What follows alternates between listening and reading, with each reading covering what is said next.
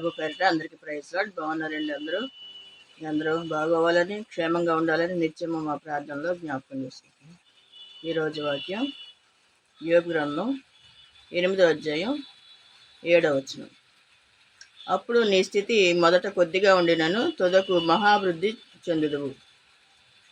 స్థితి కొద్దిగా ఉన్నా కూడా దేవుని యందు భయభక్తులు కలిగి జీవించినప్పుడు ఆయన మహా అభివృద్ధిలోనికి తీసుకొస్తాడండి.